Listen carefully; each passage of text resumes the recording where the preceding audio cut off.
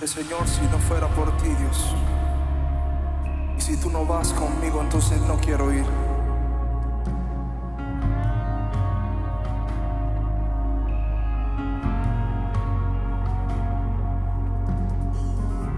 Nada vale si no te tengo a ti.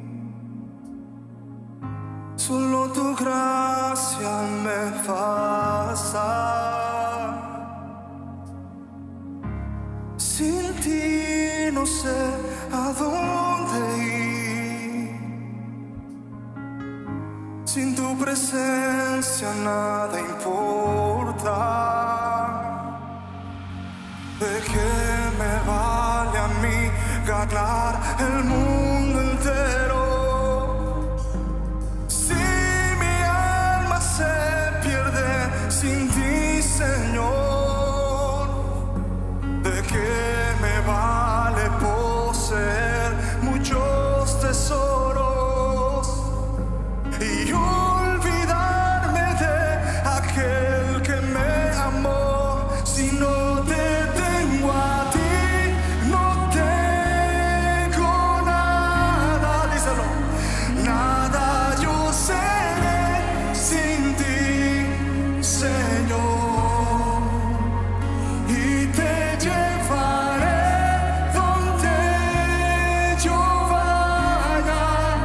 Me basta solo tu presencia, Dios.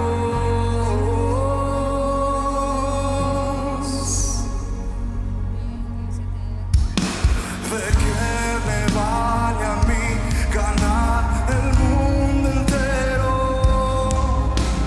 si mi alma se pierde sin ti, Señor? ¿De qué me vale poseer muchos tesoros y olvidarme de aquel que me ama? Si no te tengo a ti, no tengo nada. Nada yo seré sin ti, Señor. Y te llevaré donde yo vaya. Me basta solo tu presencia, Dios. Si no te tengo a ti, no tengo nada. Nada yo seré sin ti, Señor. Y te llevaré donde yo vaya. Me basta solo tu presencia, Dios.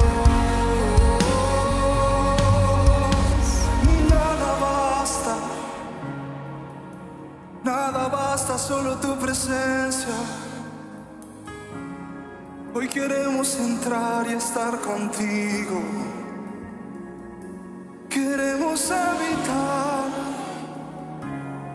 en tu presencia. Oh,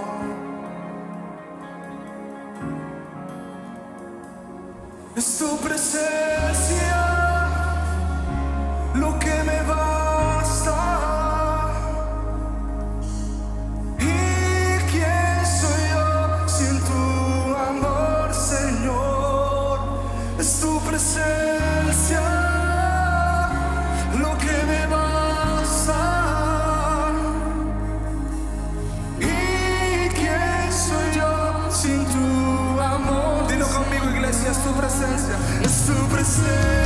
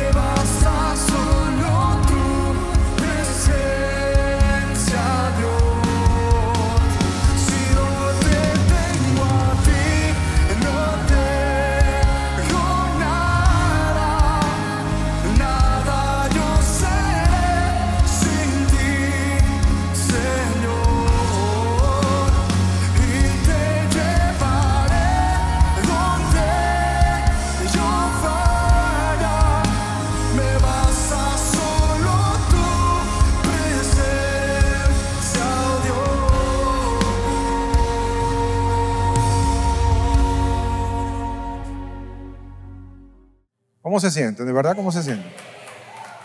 Qué bueno.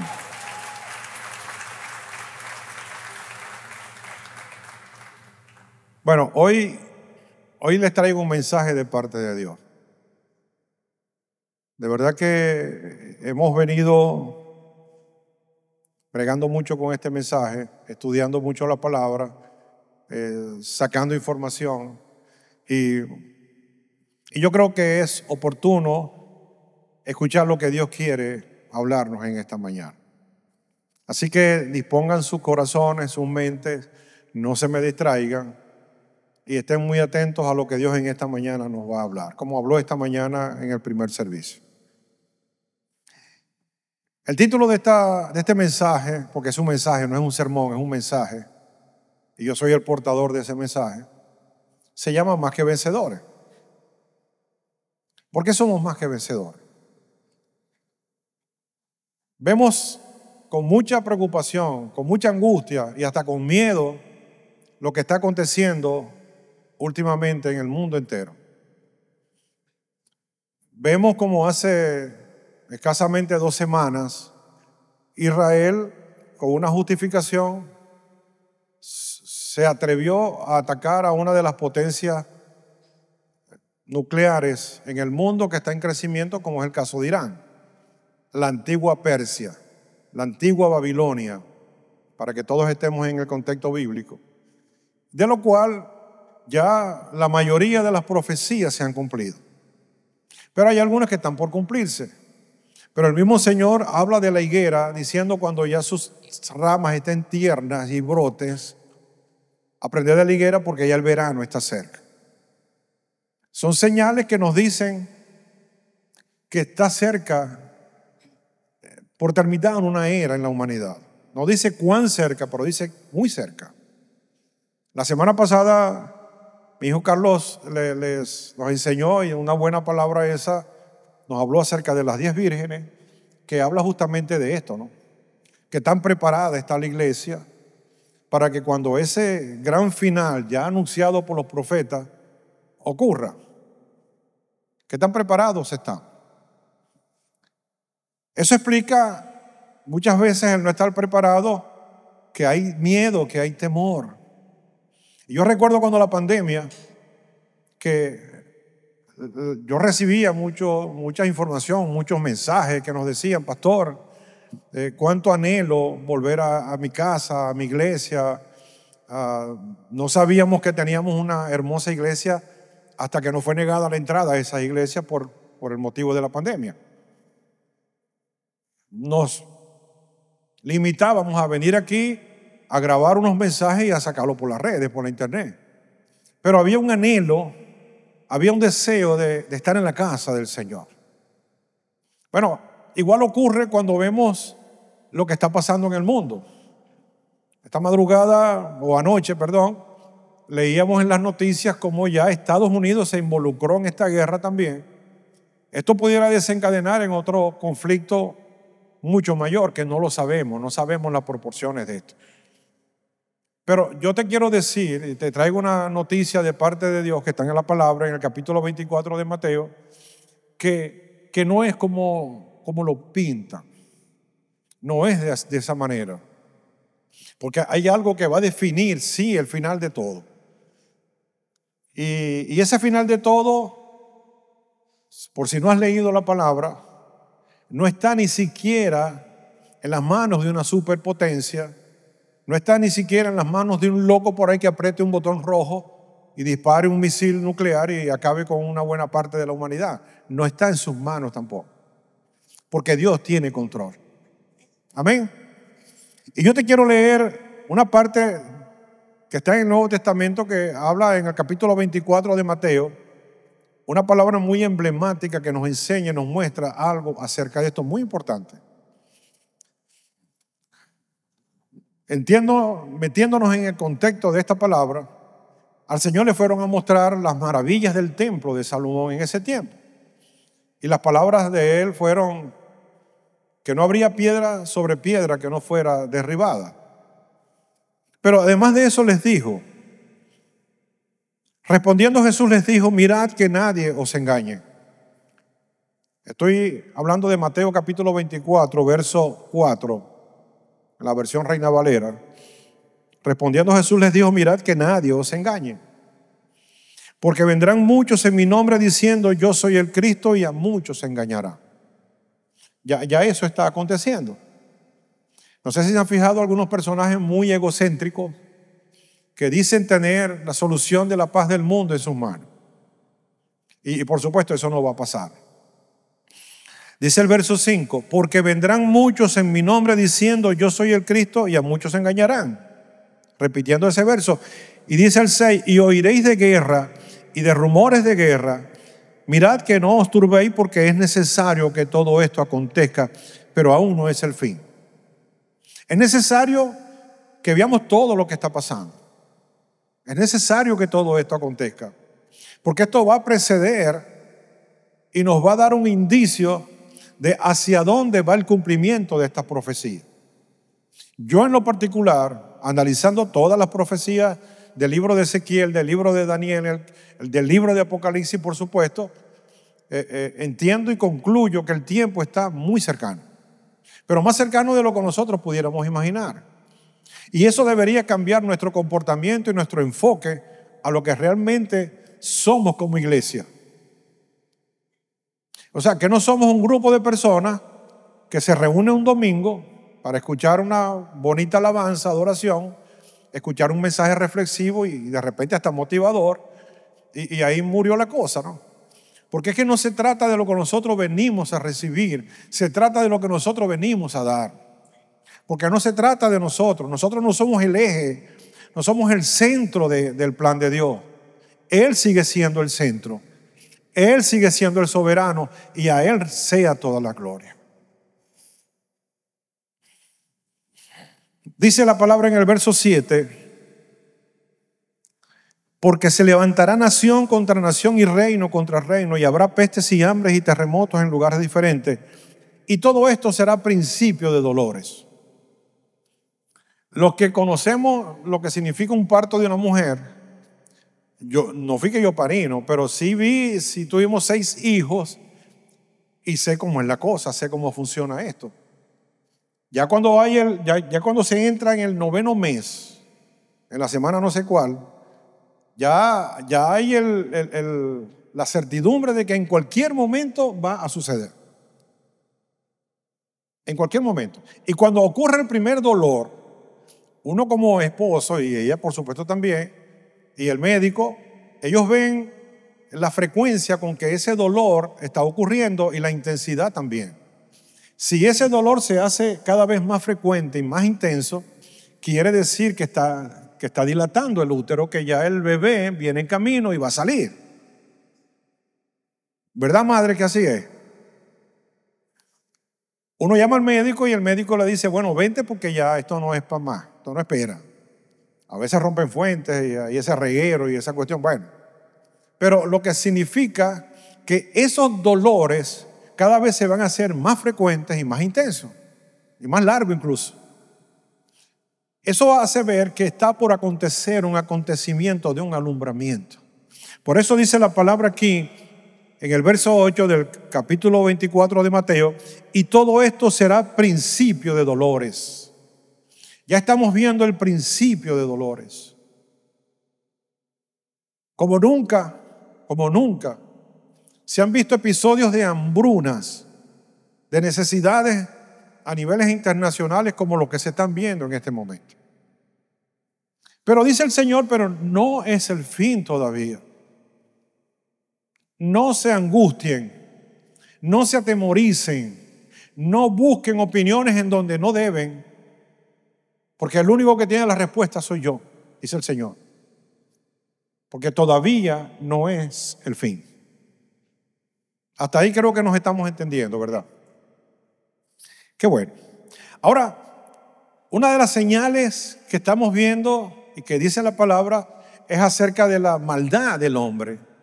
Porque dice el mismo capítulo 24 de Mateo que por haberse multiplicado la maldad, el amor de muchos se enfriará. Otra señal. Y hoy como nunca podemos ver cómo el ser humano desborda la maldad.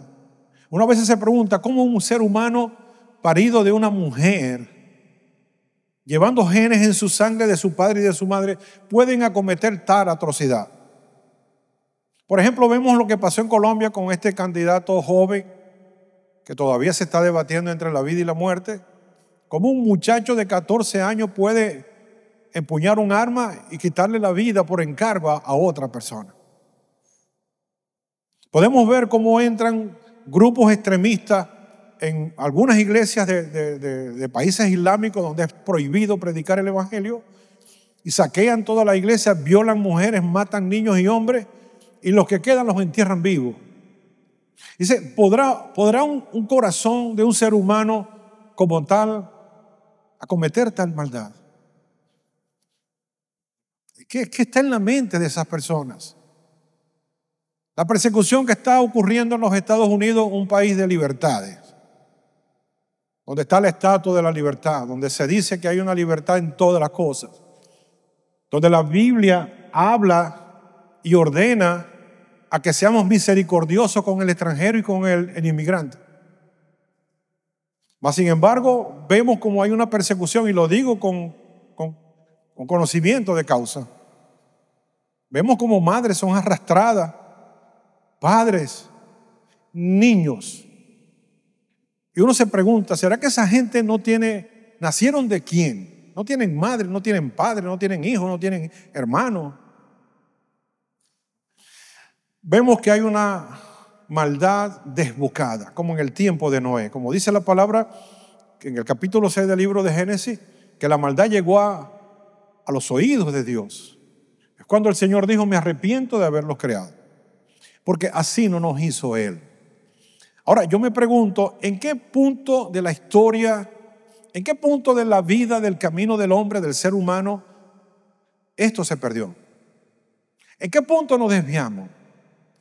¿En qué punto el hombre dejó de ser hombre creado a la imagen conforme a la semejanza de Dios para convertirse en lo que hoy es?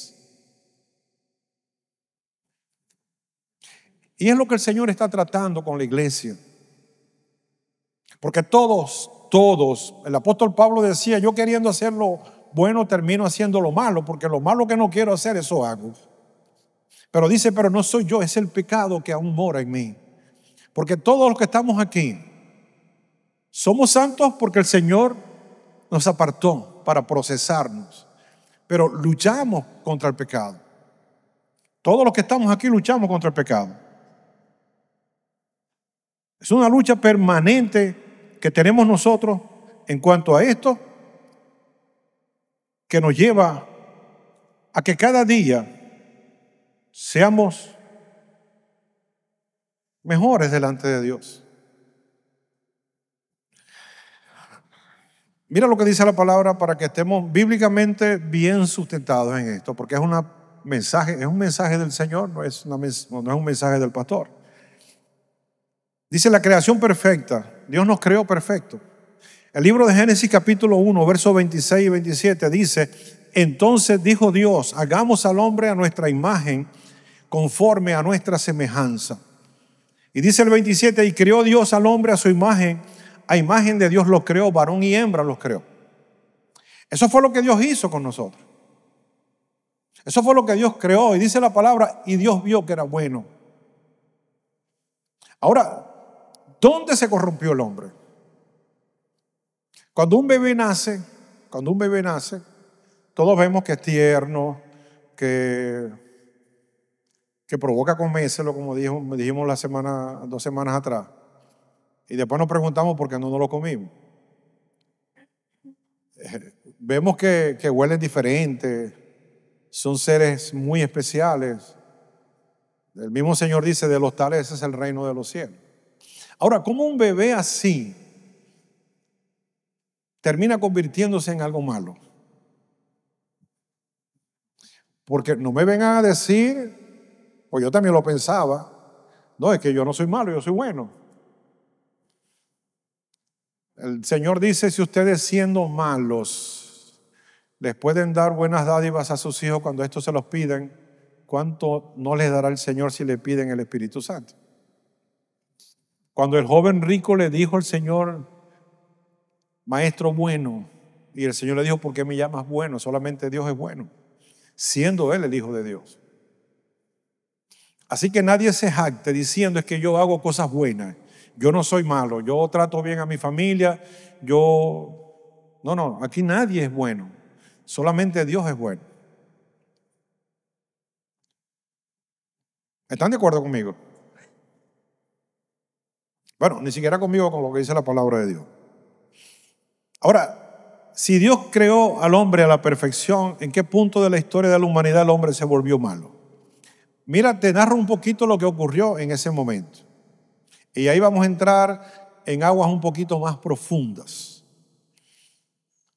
Dice la palabra en el libro de Génesis capítulo 3, en el verso 1, dice: la serpiente, siendo más astuta que todos los animales que Dios había creado, le dijo a la mujer: con que Dios os ha dicho, no comáis de todo árbol del huerto.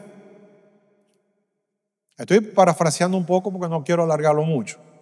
La serpiente le dijo a la mujer, con que Dios les dijo, porque se los había dicho, que no comieran del fruto del árbol del bien y del mal, del conocimiento del bien y del mal. Pero esa no fue la pregunta que Satanás le hizo a la mujer. Satanás le preguntó que Dios les había dicho, con que Dios les dijo que no podían comer de todo árbol del huerto. Porque esa es la mentira de Satanás. Eso no fue lo que Dios les dijo. Dios les especificó cuál era el árbol del cual no debían comer. Mas Satanás les dijo de todo árbol. Pero bueno, la mujer hasta ahí iba bien y respondió bien, ¿no? Y la mujer respondió: no, claro que no. Podemos comer de todos los frutos de los árboles del huerto, menos del árbol que está en el medio del huerto, ni siquiera tocarlo para que no muramos. Hasta ahí estaba bien, en el sentido de que estaba respondiendo. Pero ¿qué hacía esta mujer hablando con una serpiente? Sabiendo que era Satanás quien estaba hablando a través de la serpiente. Porque ¿qué voces estamos escuchando? Las que dicen los noticieros de que este mundo se va a acabar, de que este mundo está próximo a un colapso mundial. Es más, se habla hasta de un apagón general de la electricidad. Y eso va a traer, por supuesto, sus consecuencias. Pero ¿qué voces estamos escuchando? Más allá de lo que dice la Biblia. Porque ese es el problema. Cuando no tenemos el conocimiento bíblico, escuchamos cualquier voz, cualquier mentira y la creemos.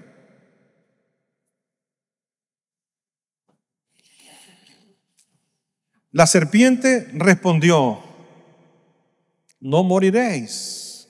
O sea, lo que Dios te dijo es mentira, no vas a morir. Sino que sabe Dios que el día que comáis del gran de él serán abiertos vuestros ojos y seréis como Dios, sabiendo el bien y el mal. Bueno, yo pregunto, como lo pregunté en esta mañana, ¿a qué punto, a qué aspecto humano estaba apelando Satanás? ¿Qué fibra, qué tecla estaba tocando Satanás en la mujer, sabiendo que de ahí había una patica coja de todo ser humano, que él explotó y le sacó provecho? 3 letras, solamente 3 letras. Ego. Más pequeña que el pecado, incluso que la palabra pecado. Él apeló al ego. Lo que Dios no te dijo, parafraseando un poco la cosa, es que no te lo dijo porque no te conviene, porque no le conviene. Pero lo que Él no te dijo, que el día que comieras de ese fruto, tus ojos iban a ser abiertos y serías como Él. La otra mentira. Más adelante dice la palabra que la mujer vio que el fruto era apetitoso, era hermoso, y lo comió. Porque ella se creyó la mentira de que ella podía ser como Dios, tener todo el conocimiento que tiene Dios. Y amada iglesia, yo tengo que decirte esto porque es mi deber como pastor. Yo tengo que alertarte, yo tengo que guiarte. Así yo estaré haciendo lo que Dios me pidió que hiciera, y ya cada quien toma su propia decisión. Pero hay un aspecto en ti y hay un aspecto en mí hay un monstruo que tenemos que tenerlo controlado. Bien cortico, que se llama ego. La persona que no controla su ego es la persona que siempre siente que todo el mundo está en contra de él, que en las iglesias no se le hace justicia, de que él pudiera tener talento para estar predicando la palabra. ¿Y quién es el pastor para ser el líder principal de esa iglesia? No, yo no soy el líder principal. Déjeme decirle que conforme a lo que dice el mismo Jesús, aquel que quiera ser el más grande tendrá que ser el más pequeño. Aquel que quiera que le sirvan tendrá que servir. Aquel que quiera ganar su vida tendrá que perderla. En el reino de Dios es invertida la cosa. Pero ¿cuánta gente se ha ido de las iglesias o de las congregaciones? O porque no lo tomaron en cuenta según él, o porque no le avisaron que iban a hacer una campaña y la hicieron sin él. Es aquel tipo que se para en el puente sobre el lago y mira a Maracaibo a ver cómo se ve Maracaibo sin él, por ejemplo. Yo creo que hay que tener cierta dosis de ego, porque tenemos que tener amor propio. Si no te amas, si no te respetas, y si ni siquiera tú mismo te amas y no te respetas, bueno, ¿quién lo va a hacer? Está bien, es una dosis, y por algo Dios lo puso allí. Pero Satanás apeló a este aspecto del ser humano, y la mujer lo creyó, y lo seguimos creyendo, porque creemos que somos el eje, el centro del universo, y todo gira en torno a nosotros. Por eso manipulamos, por eso mentimos, por eso hacemos lo que hacemos. Y eso explica el pecado en el mundo. Por eso alguien se cree el todopoderoso y arrastra a un país a una tercera guerra mundial, que sabrá Dios cuáles van a ser las consecuencias. Por eso podemos ver a alguien como este hombre de Corea del Norte, Kim Jong-un, que la gente lo tiene como un dios. Le rinden culto y él se lo cree. Además, nadie se puede hacer el corte de cabello que él se hace pena de morir. Es el que mata familiares incluso por él sostenerse en el poder. Ego. Un ego exacerbado. Y así con todo, para no seguir nombrando gente. Pero ya todos los conocemos. En el mismo pueblo de Dios. Qué triste cuando yo veo a alguien, un líder, un pastor, un cantante, porque le dicen adoradores. No, adoradores somos todos nosotros. Firmando autógrafos. Retratándose en grupo para que la gente sepa que estuvieron con esa celebridad. Dios, qué carga tan fuerte debería tener un líder reconocido en el pueblo de Dios para no caer en eso. Porque realmente ese fue el pecado original.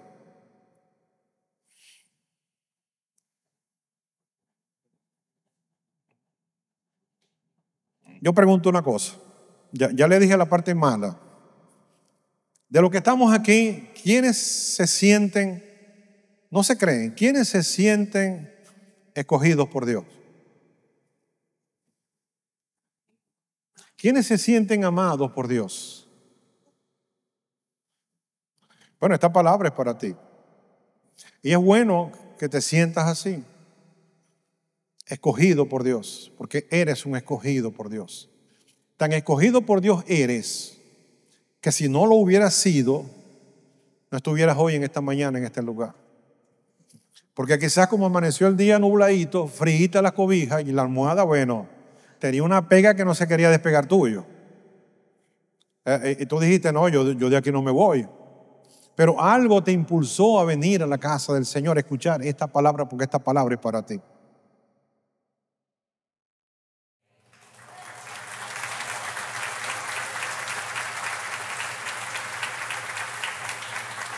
La palabra de Dios nos dice, nos enseña, mira hasta dónde llega esto, ¿no? De la escogencia de Dios.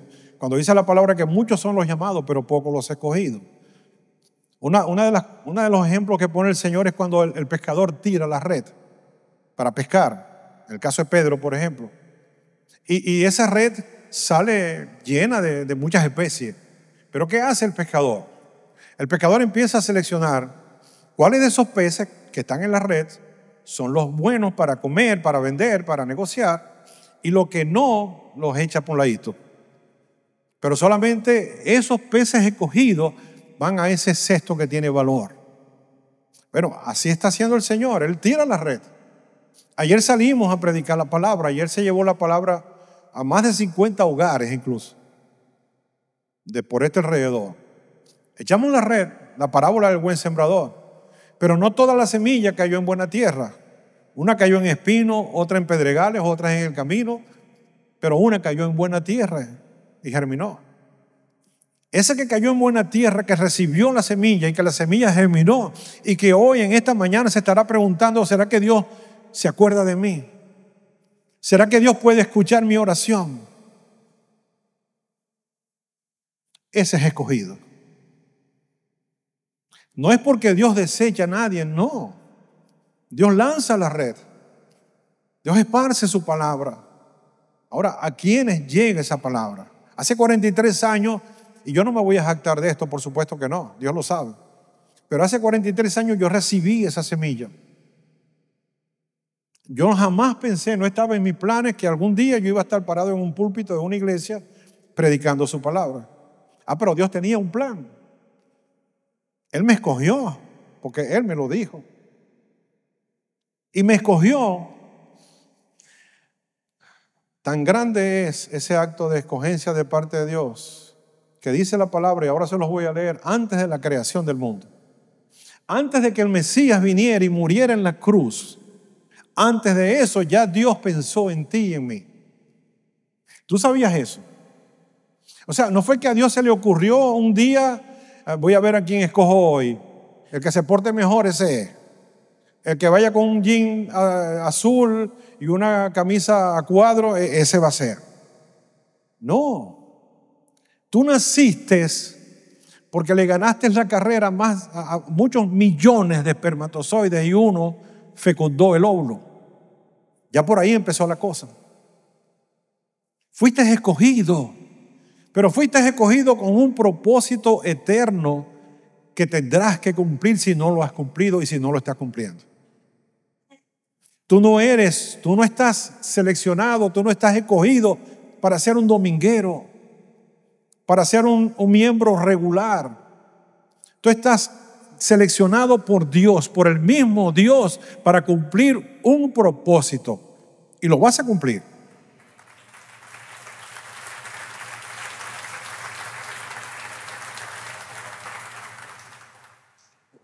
Mira lo que dice la palabra. Somos escogidos por Dios con un propósito eterno. Cada vez que algo grande venía para la humanidad, Dios escogía hombres y mujeres que le temían. Cada vez que cosas iban a acontecer, que un evento que iba a marcar la humanidad iba a acontecer, Dios escogía hombres y mujeres según su propósito. El caso de Noé, por ejemplo, cuando el Señor dijo, me arrepiento de haberlos creado y los voy a quitar de toda la faz de la tierra, toda vida. Pero la Biblia dice, pero Noé halló gracia delante de Dios. Dios podrá tener mucha ira por lo que está aconteciendo hoy en el mundo. Podrá tener toda la ira, porque Él es tardo para irarse, pero Él es grande en misericordia. Pero tú has hallado gracia delante de Dios, por si no lo sabías. Lo mismo hizo con Moisés, un bebé que fue puesto en un canasto en el río Nilo para que llegara quizás donde, o que se lo comiera un caimán, lo que fuera. Pero ese canasto con ese bebé llegó en las manos donde tenía que llegar, a la hija de Faraón. Se cumplió el propósito en Moisés. Lo mismo ocurrió con Abraham cuando Dios le dijo que saliera de su tierra y de su parentela, de la tierra de Ur de los Caldeos, y llegó a habitar en la tierra de Canaán, porque ese era el propósito de Dios. Se cumplió el propósito de Dios en su nieto Jacob, cuando le cambió el nombre por Israel, la nación de Israel, a través del cual vendría el Mesías. Se cumplió el propósito en él. Nadie podía pensar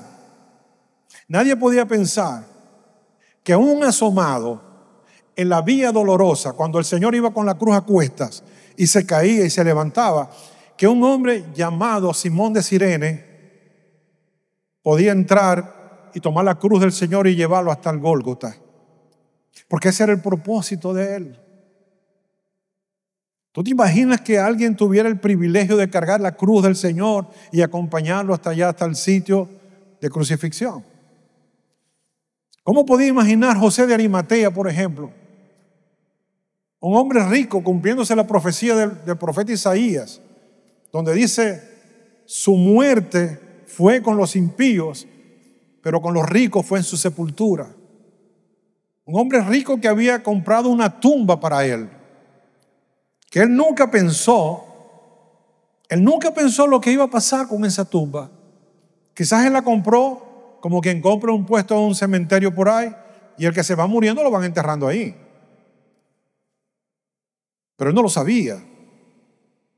Él no sabía eso, sino que le dice a Pilato que le dé el cuerpo de Cristo. Y Pilato ni siquiera sabía que ella había muerto y manda a investigar y sí, ya está muerto. Bueno, entréguenle el cuerpo a este hombre. Y él toma el cuerpo del Señor, lo envuelve en un sudario y lo pone en una tumba, nueva la tumba, la estaba estrenando el Señor. Se cumplió la profecía. ¿Cómo iba a pensar José de Arimatea que en ese lugar ocurriría el evento más trascendental de toda la historia de la humanidad, donde Jesús había resucitado? Él no lo podía saber, pero Dios sí lo sabía. Él había sido escogido para eso. Como tú no sabes a quién Dios te dice que le hables o que tengas misericordia de algo o de alguien y que esa persona sea salva. Tú no lo sabes, pero Dios sí lo sabe y ese era el plan de Dios para tu vida. No sé si me estoy explicando con esto. Quizás estás viviendo fuera del propósito de Dios. Quizás estás haciendo algo que no corresponde al llamado que Dios tiene para ti. Quizás estás en el lugar equivocado o con la gente equivocada o haciendo lo que tú crees que es lo correcto, cuando dice la palabra que Él tiene planes para ti de bien y no de mal. Que sus pensamientos son más altos que los tuyos. El plan de Dios es insuperable. Es perfecto.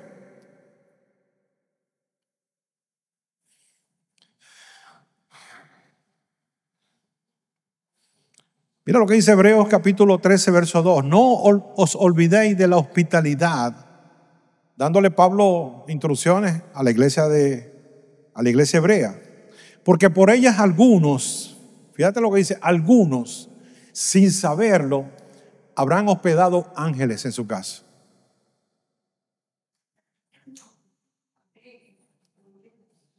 Tú no sabes si hasta este momento tú te has topado con un ángel que Dios envió a tu vida y tú no lo sabes. Porque así era el plan de Dios. ¿De cuántas cosas Dios te ha librado hasta este momento? Y lo va a seguir haciendo. Lo va a seguir haciendo porque el plan de Dios se va a cumplir en tu vida y en mi vida. Lo quieras o no lo quieras, pero lo va a hacer. Hablando de la piedra angular que los constructores desecharon, pero hablando a los judíos, ustedes desecharon esta piedra. La piedra que ustedes desecharon, esa es la piedra. Dice, mas vosotros, refiriéndose a ti y a mí, a la iglesia, al gentil, soy linaje escogido, real sacerdocio, nación santa, pueblo adquirido por Dios, para que anunciéis las virtudes de aquel que os llamó de las tinieblas a su luz admirable. Ustedes que en otro tiempo no eran pueblo, pero que ahora son pueblo de Dios, que en otro tiempo no habías alcanzado misericordia, pero ahora habéis alcanzado misericordia. Ahora tienes todo lo que te hace falta para cumplir el propósito. Has sido llamado de las tinieblas. Antes tú y yo vivíamos en tinieblas, pero Jesús nos sacó de esas tinieblas para que viniéramos a anunciarle a un mundo que se pierde las buenas nuevas de salvación. Hay una historia que quiero compartir con ustedes, que es la de Nicholas Winton. ¿Quién es Nicholas Winton? Para que nos demos cuenta que Dios llama a quien Él quiera llamar. No dice la historia de este hombre que él era creyente, pero por lo que veo es más que creyente. Cuando recién comenzaba la Segunda Guerra Mundial, allá por los años 1937, había un hombre, un joven de 29 años llamado Nicholas Winton, británico, que era corredor de bolsa, que por alguna razón iba a hacer un viaje de vacaciones a esquiar allá en los Alpes suizos. Pero un amigo lo convenció de ir a Checoslovaquia. Bueno, cambiar los Alpes suizos por Checoslovaquia solamente Dios lo podía hacer. Y el hombre acepta la invitación y va a ese lugar. Ya el imperio nazi venía recuperando o venía ocupando, mejor dicho, territorio europeo. Venían avanzando. Y por un acuerdo que llegaron en Ginebra en esos años, buena parte de Checoslovaquia se le entregaron a los nazis. Él cuando llega allá de visita, porque fue con el amigo, se da cuenta de lo precario que vivían unos niños en unos lugares de reclusión. Esos niños ya habían quedado sin padres porque los padres habían muerto en cámaras de gases o habían muerto en la guerra. Y no hallaban qué hacer con ellos. Y los recluyeron en ese lugar donde se violaban todos los derechos humanos. Pero imagínense ustedes en niños. Fue tanto lo que impactó, lo que vio este hombre en esa jornada que hizo, que se regresó enseguida a Inglaterra. Abortó el viaje que iba a hacer y se regresó a Inglaterra y empezó a contactar gente, a buscar fondos para tomar esos niños y llevarlos a Inglaterra. Eran 669 niños, bueno, más, eran casi 900. Y empezó a bregar con los bancos. Es más, pueden ver la película, se llama One Life, una vida, protagonizada por Anthony Hopkins, excelente actor. Así se llama la película, está en español incluso, la pueden ver. Y empezó a hacer contacto con los banqueros, porque Inglaterra le pedía 50 libras esterlinas por cada uno de ellos, que le servía como depósito en garantía de que esos niños iban a regresar otra vez y no se iban a quedar a vivir en Inglaterra. Pero ese no era el plan. El plan era que esos niños obtuvieran padres sustitutos, consiguieran hogares sustitutos, donde ellos pudieran vivir, ya que habían perdido todo. No tenían padre, ni madre, ni hogar, ni nada. Sabría Dios cómo iban a terminar. Él consigue que mucha gente se le adhiera a ese proyecto y a través de 8 vagones de tren logra sacar 669 niños que fueron a Inglaterra. Ahí los estaban esperando ya previamente los hogares que lo iban a recibir, los fueron a buscar. Eso fue muy conmovedor ver esa escena. Pero justamente el 9º vagón, que eran 222 niños, no pudo llegar a su destino. Porque ya en ese momento, ya las fuerzas nazis habían ocupado completamente Checoslovaquia y le impidieron que él sacara a esos niños. Esos niños se perdieron. Ahora, este hombre, Nicholas Winton,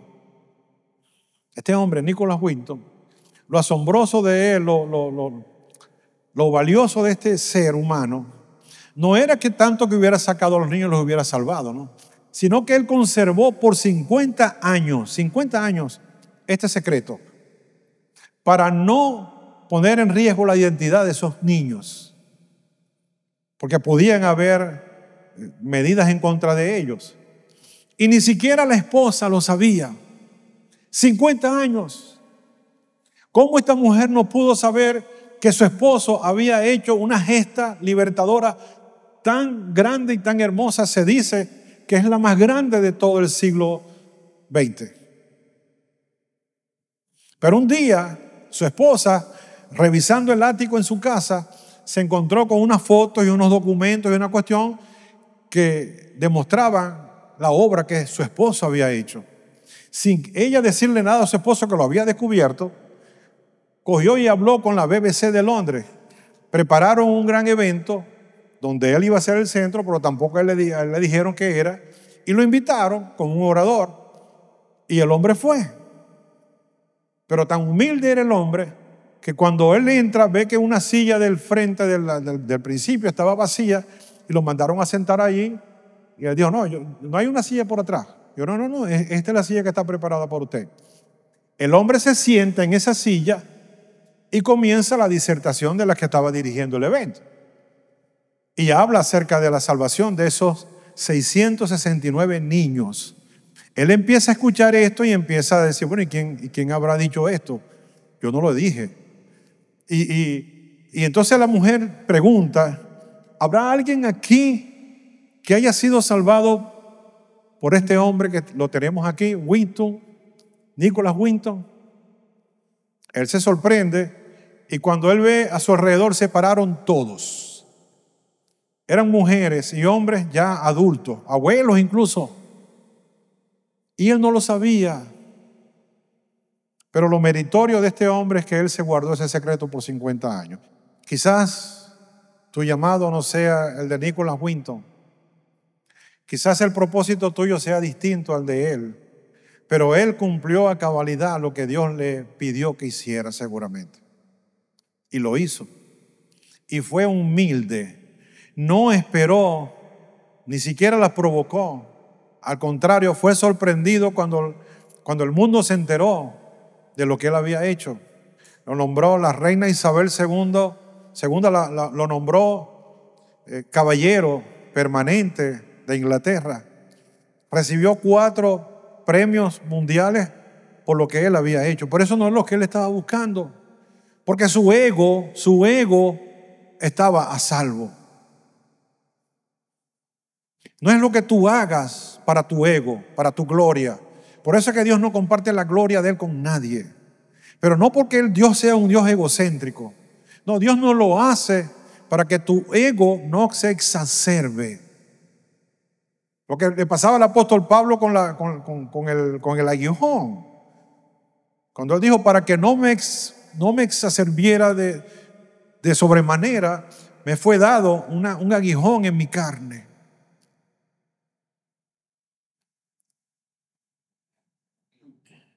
Si todos pudiéramos entender esto, de que no venimos a la iglesia para sentirnos bien, ese no es el propósito, esa es una consecuencia. Venimos a la iglesia para conocer y saber cuál es mi propósito que Dios tiene para mí. ¿Qué Dios quiere de mí? Cuando el apóstol Pablo caminó a Damasco buscando cristianos para matarlos, que se le apareció el Señor y lo encegueció, lo primero que preguntó fue, ¿quién eres y qué quieres que yo haga? Pero ¿cuántos de los que estamos aquí pudiéramos hacernos la misma pregunta? ¿Quién eres, Señor? ¿Qué quieres que yo haga? Mi vida no puede seguir siendo una vida estéril, sin fruto. Mi vida tiene que ser completada. Porque dice tu palabra que seamos transformados por la renovación de nuestra mente. Y así vamos a descubrir que la buena voluntad de Dios es agradable y es perfecta.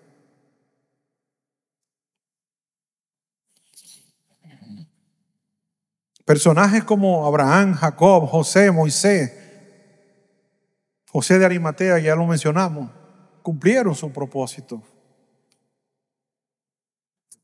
Ahora te voy a dar la señal que sí es inequívoca del tiempo final. Estamos buscando señales en las bombas, en las guerras, en los terremotos y en las pestes, pero esas no son las señales. Esos son dolores de parto. Pero mira lo que dice en el mismo capítulo 24, en el verso 14. Y será predicado este evangelio del reino en todo el mundo, para testimonio a todas las naciones. Y entonces vendrá el fin. ¿Quién está predicando el evangelio como testimonio a las naciones? ¿Quién debe hacerlo? Por si tú no habías descubierto cuál es tu propósito en la vida, bueno, ahí lo tienes. Quizás tú no eres muy elocuente para hablar a otro acerca de lo que Jesús está haciendo en tu vida, pero puedes apoyar. Tu propósito no es venir cada domingo. Tu propósito es amar a Dios y a su obra plasmada en esta casa, por ejemplo.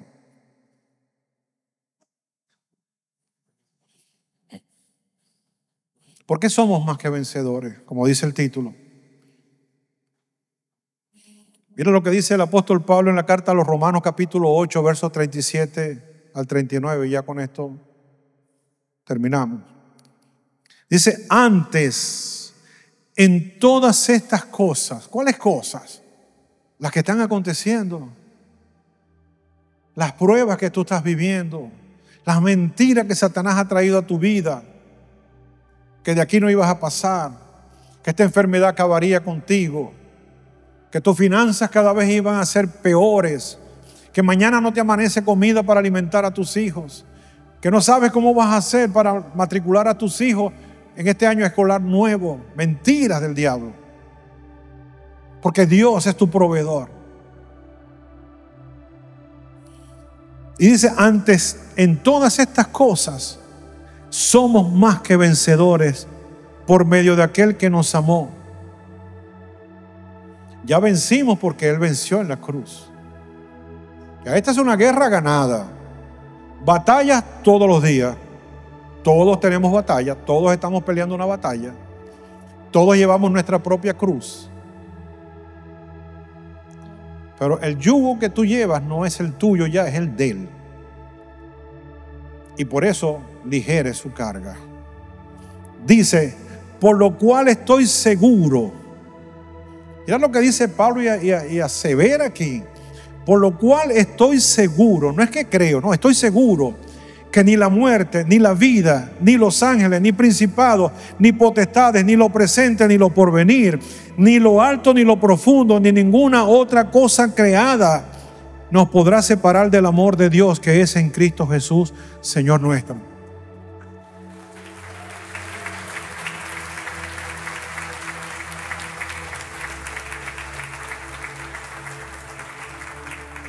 Nadie te va a quitar ese lugar. Nadie te lo va a quitar. Porque tú creíste que naciste con un talento musical porque tú lo heredaste de tu abuelo. Déjame decirte que no. Te fue dado de lo alto, con siglos de anticipación, para que lo usaras para la gloria de Dios. ¿Qué talentos tú tienes? ¿Qué habilidades tú tienes? Todo obedece a un plan perfecto, bien orquestado, que no va a ser abortado por lo que estamos viviendo en este tiempo, porque tú eres un escogido y una escogida de parte de Dios. Y eres más que vencedor. ¿Cuántos pueden creer eso?